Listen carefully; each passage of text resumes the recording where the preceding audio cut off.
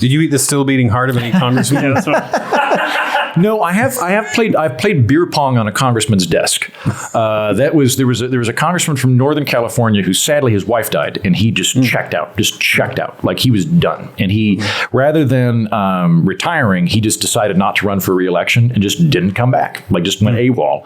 And his chief of staff was retiring also, and so it was just like it was just a hangout. It became a clubhouse for me and the other. It wasn't my office, but I was friends with everybody in the office, so they would just call me at like 4:00 on a Thursday and be like, "Hey, you want to come play beer pong?" And I'd go, "Oh yes, that meeting on the thing about tariffs. Okay, yeah, I'll be right over there. Okay, I gotta go do it." Then I go play beer pong for a bit and come back. So yeah, I got to do that. And I'm trying to think if there were any other like crazy. I don't think I ate anything particularly weird in DC.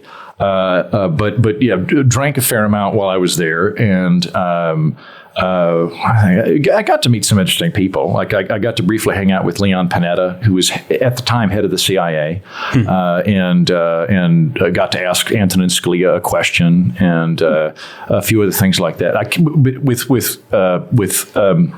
With the former head of the CIA I mentioned, we don't swear on your podcast, correct? You are welcome to. It will get bleeped. You will be. It gets turned into a different in a word. funny way. Yeah. Okay. One of the things that I learned in DC is that all politicians, all of them, have some kind of trick they use to indicate to whoever they're talking to that, like, I'm not a real politician. Those guys, oh man, right? Politicians, but like us Joes, us regular, and they all have something like that. So what Leon Panetta does, that is charming, is like if you're sitting around with him talking and you ask him some question like, did we actually assassinate anybody in Iran? Or like whatever the thing is, right? He'll look around the room real quick and he'll lean forward and go, "These Flower bed. they think such and such," but I'm telling you that. But he does it in such a way that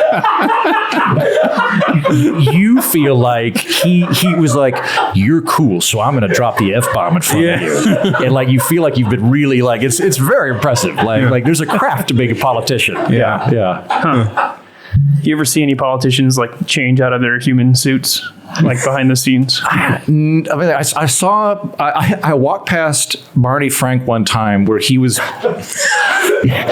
noticeably drunk and just bumping into the wall. But I was also drunk, so I don't want to throw it. At least that was my interpretation of it. But I don't think I saw anybody completely go into full lizard mode. No lizard mode. Yeah. Hey everybody, Kyle here from the Babylon Bee. We hope you enjoyed that video. If you did, head on over to our YouTube channel, click like, subscribe, the little notification bell. You can be notified when we do a new video.